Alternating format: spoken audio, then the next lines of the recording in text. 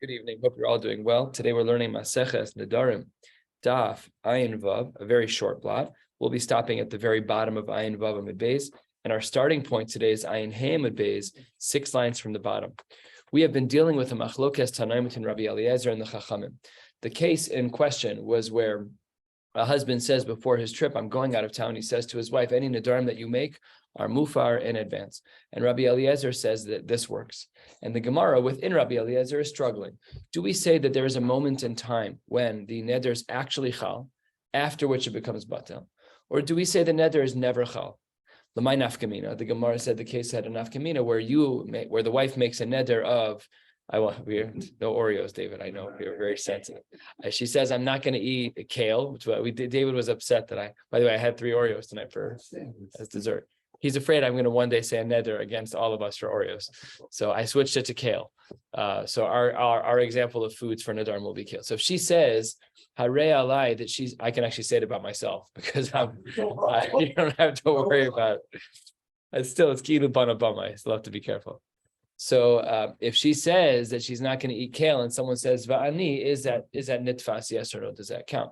So that's the nafkamina within Rabbi Eliezer as to whether or not there's a chalos of the neder followed by the bittul of the neder versus no chalos of the neder at all. We're going to see now our third answer, which is found 6-7 lines from the bottom of Ayin Hamid Beis. Let's get started. Toshma, Amru lo, they responded to Rabbi Eliezer. Now we already have one version of this in our Mishnah, but we will see a couple of brises today that don't have the same exact version in our Mishnah. Let's see what the Chachamim pushed back on Rabbi Eliezer. We know that a mikvah can take something that's tameh and remove its tuma status, and there ein matzil al hatahor milatame, but it doesn't have a preventative tool. Meaning, like if you put something in the mikvah, it's not like it's now waterproof from tuma, right? It's momentary in time. It says the Gemara, the same thing is true. Adam she'ein malas hatmein mitumasan, a human being who, let's say, ingests something that's tummy. Let's say that there is a kli of some kind of ring, and he swallows the ring. Doesn't make it tahor. He's nothing, right? So then that's for sure true. Adam she'ein malas hatmein mitumasan. Eino din, shouldn't it also be the case? Eino din hu shelo yati lasatahor milatami. Shouldn't he also not be able to prevent things that are tahor from becoming tameh? This is a very complex piece of Gemara, and we're going to thank the Ran in advance for explaining this last piece here. Take a look at the Ran, which is in the wrong place. The Ran is on the top of Ayin Vav Amid Aleph, 5 lines down. Dibur hamaskel shma mino lo chaylen. Amru lo, the Chachamim said to Rabbi Eliezer, mikvah yochiach she'eno matzil, that the mikvah is going to be the proof that the mikvah doesn't preventatively stop something from becoming tameh. Alma, it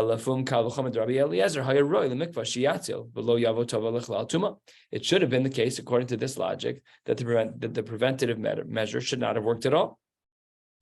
Sorry, the other way, that the preventative measure should have worked. What? Yeah, that it would have worked, right? That should have been the case. So says the Gemara that if that is in fact Rabbi Eliezer's shita, so then shma mino lo chayla, then under no circumstances would this neder have ever counted, just like the ring that was in his stomach would have never become tameh. So the Gemara says you can't say that, because as we turn to the top of Ayin Vav Amid Aleph, by the way, Daf Ayin Hey was the 1100th blot in Shas, round numbers. Where I'm going to have a lot of little celebrations, all the percentages of 5s and 0s and all the 100 blot. I'll let you know. Keep it posted. So this is 1101. When we have 1111 in 10 days, that's not really worth celebrating, is it? It's not. It's a palindrome. Yes, it is. So is 1001. It's binary. And it's binary. It's non-binary, actually. Okay, stop talking, Mark. It's amazing how you do that. It's a wild skill. That wasn't that clever. It's just so fast. You know what? All this Daf Yomi has sharpened his brain. It's unbelievable. So says the Gemara, this can't be. It can't be that he holds lo chaylan. You can infer this from here, because because in another part of that brisa, the Gemara says as follows: Amru lo the Rabbi Eliezer, im madbilin kli tameh li taher. If we are tovel a kli that is tameh to make it tahor, yatbilu kli lichashe yitameh l'taher. Could we be tovel a kli to prevent it from becoming tor shmamina chaylin. There it seems to be that it became tamei in this example, and therefore it maybe does become chal. The neder maybe does become chal. So the Gemara says, Amrei, no. The Rabbanan say, Lo kaime lahon b'taimed Rabbi Eliezer. Lemaisa, they have no idea what Rabbi Eliezer is saying. The Chachamim, they heard the opinion of Rabbi Eliezer. They sat in the base of Medrash and they're like, what? You could be mufar and neder in advance? What about the brisa about the mikvah? What about the brisa about the gli? But they didn't know exactly the real underpinning of his shita. So the Gemara says like this. Lo kaime lahon b'taimed Rabbi Eliezer. V'hachi ka'amrele. This is what they said back. My sviralach. What do you hold? If you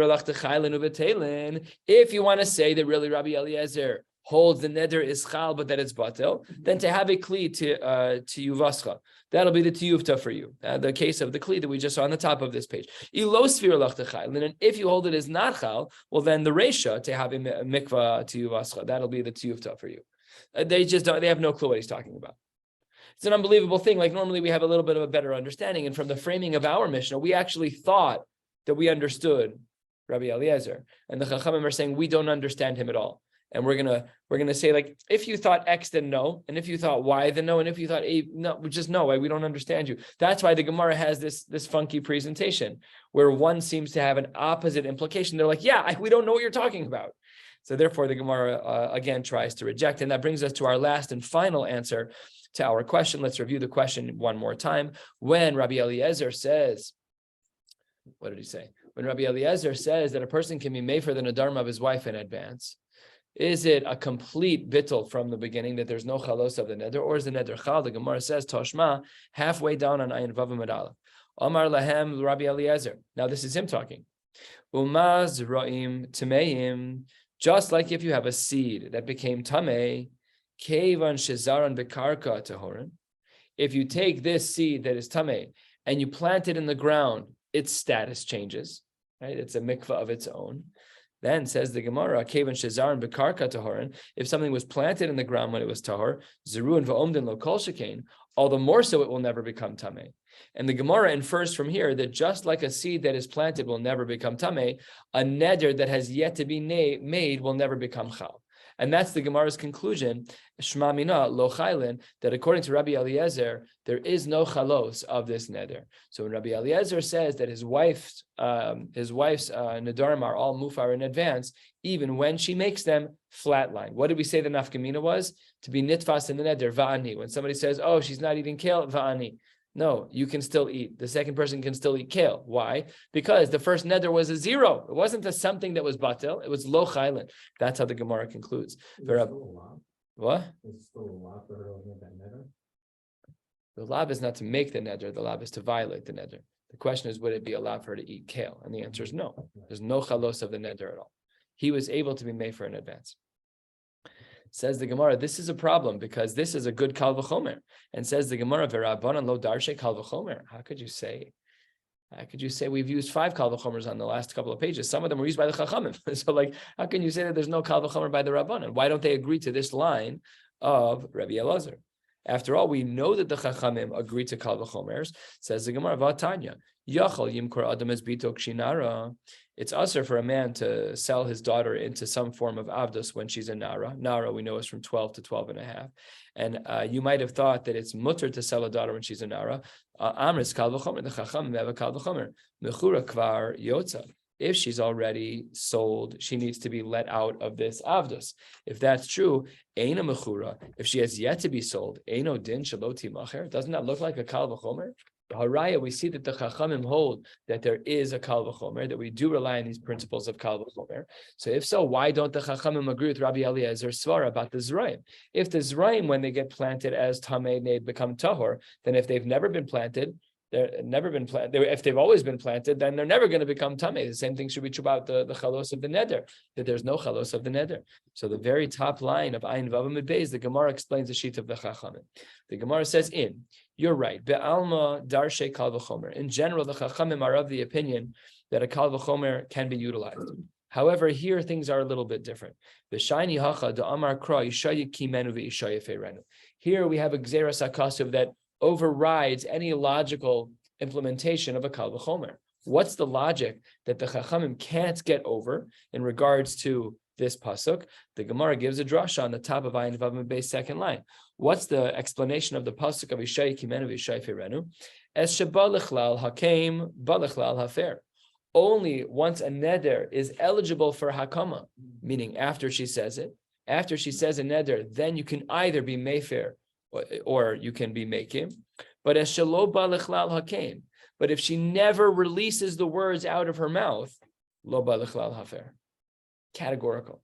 So the Chachamim were of the opinion that there's an interconnectedness between the ability to be mefer and the ability to be mekayim.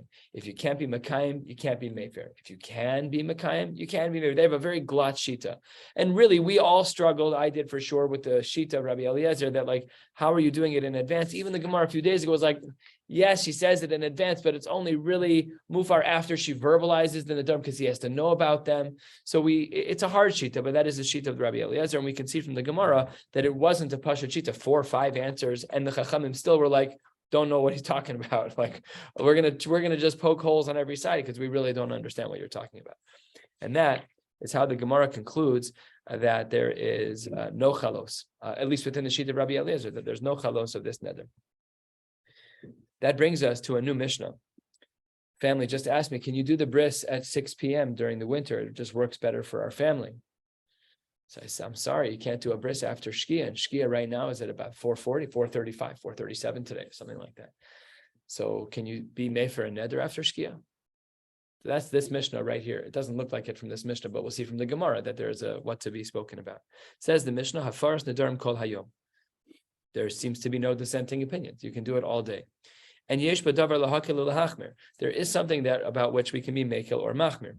Ketzad. Let's give an example. Nadra b'leilei Shabbos. It's Friday night, and she makes a neder. Yafer b'leilei Shabbos. He can be mefer all of Friday night. Ubiyom haShabbos and all of Shabbos day ad shetech until it gets dark out. That's the kula. That's when he has a lot of time to be made for the neder.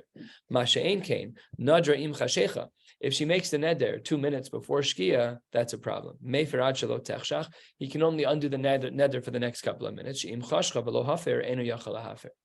So the way the Gemara seems to be looking at this is that there's no problem of doing hafara at night. That's fine. You can do hafara at night. But the way that the timing works is that you have up till Shkia. Whenever she makes the neder from the previous Shkia up until this Shkia, that's how much time you have. So if it's 23 hours and 59 minutes, great, lucky you. That's the case of Shabbos in the Mishnah. If it's 4:22 and Shkia is at 4:37, stinks for you. You now have 15 minutes to choose what to do. 4-hour thing does not apply. It's a yom. We're defining what a day means in regards to being made for the Nedarim. So according to our Mishnah, it seems very clear from our Mishnah. We'll see a dissenting opinion momentarily. It seems from our Mishnah that the din is that the line in the sand, the upper limit of hafara, is always going to be a shkia, no matter how long has transpired throughout that day. No minimums, just a maximum. However, the Gemara says, Tanya, the Brisa writes that that's not necessarily everyone's opinion. Yes, the Tanna Kama holds Hafaras Nedarim Kol Hayom, but look at Rabbi Yossi, Rabbi Yehuda, and Rabbi Lazar, Rabbi Shimon. This pair, this zug, we'll see that language come up in the Gemara. Amru me'es la'es. Oh, whole new ballgame. Me'es la'es is a 24-hour window. She makes a neder at 2 p.m., then he has until 1:59 the next day. No problem. By the way, we have the same chakira by brisim as well. On a regular bris, we follow shkia.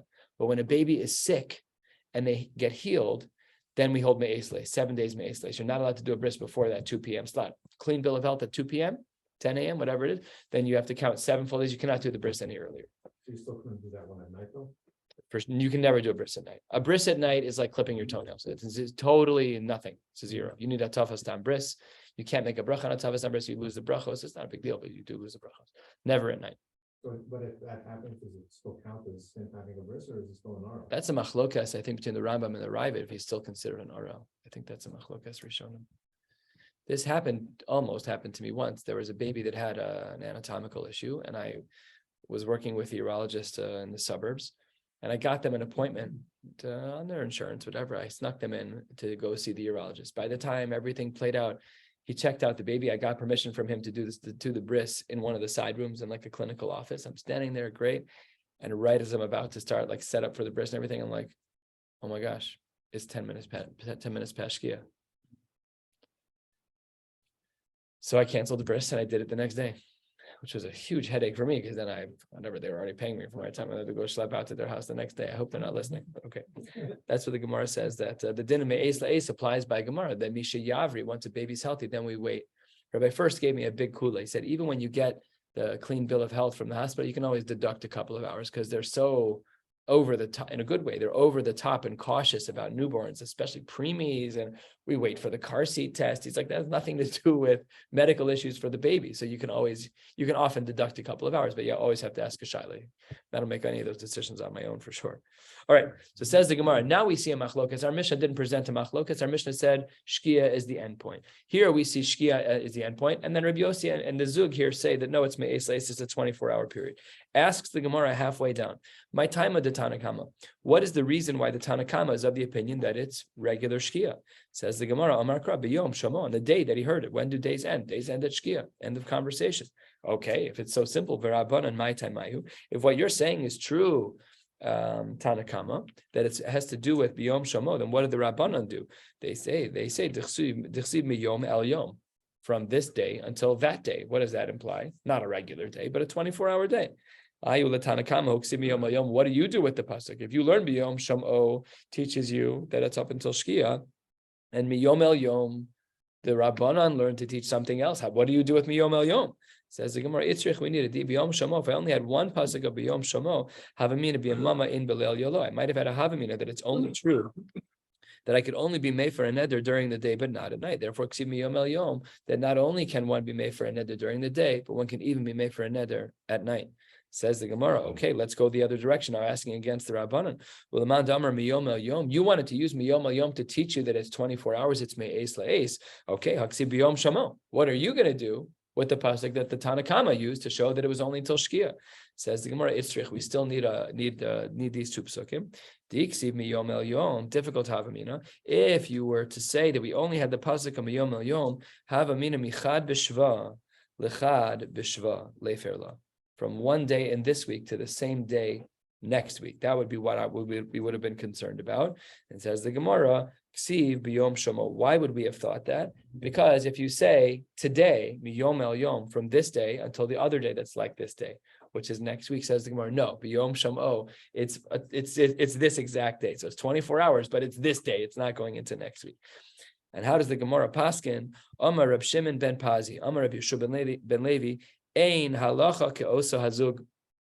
We don't paskin like the shita that's quoted in the Brisa of Rabbi Yossi, Rabbi Yehuda, Rabbi Elazar, Rabbi Shimon, who say that it's 24 hours no matter what.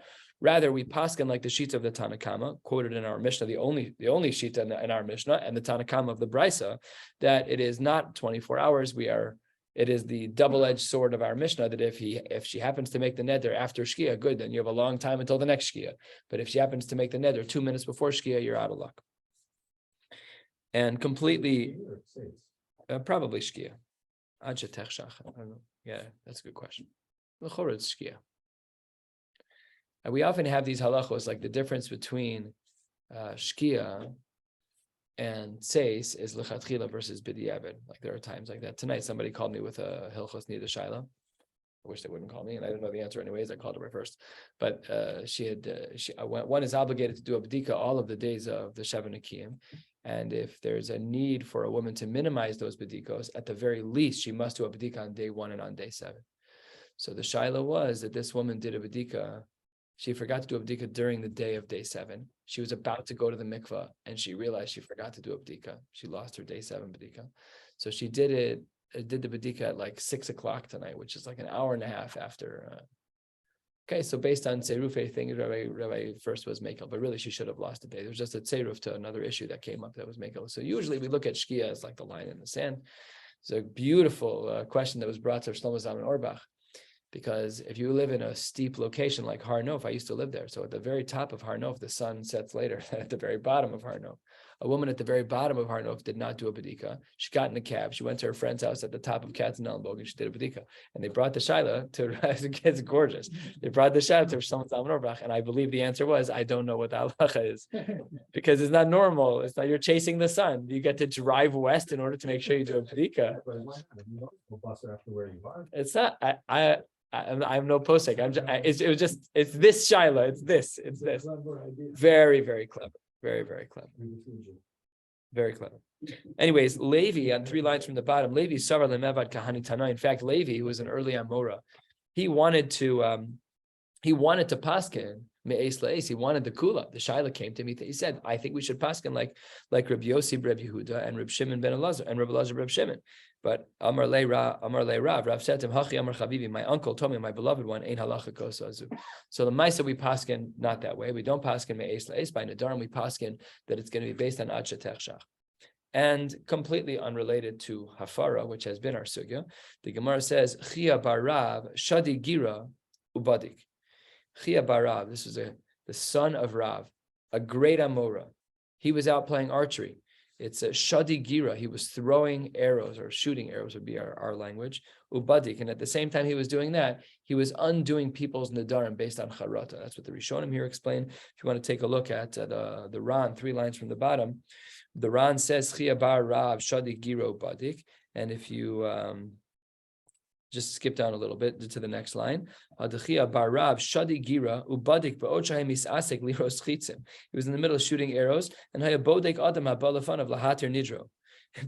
be sitting there pulling. Tell me about your little your neder. She's like shooting arrows right and left. By the way, we're like, got to get out of the base medrash every once in a while. Okay, so I'm sure this is a hashkafa gemara too. I don't know. Anyways, hayabodek adam habalafanav lahatir nidro v'shalu mischar to matiro, and he would say, "Are you mischaret? Do you have charat? This isn't a pesach of like had only you known. This is even simpler." Dikasavar poschen becharot mishumachi lo hayatzarech iyun limso pesach es pasha. You don't have to look for a pesach.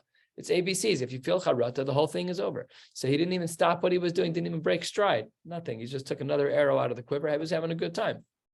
Next case, 5 words, and then we're done with the day. Rabba Baravuna, Yossi B'Kaim. He would get up, he would sit down, he would walk around, and as long as it was only posting b'charata, and you didn't have to be posting b'she'ela, let's come up with a solution. It's simple. Do you feel charata? Yes. So he wouldn't sit down and look at you. It wasn't active listening, as we call it. He was just shmying around. He was shmying around.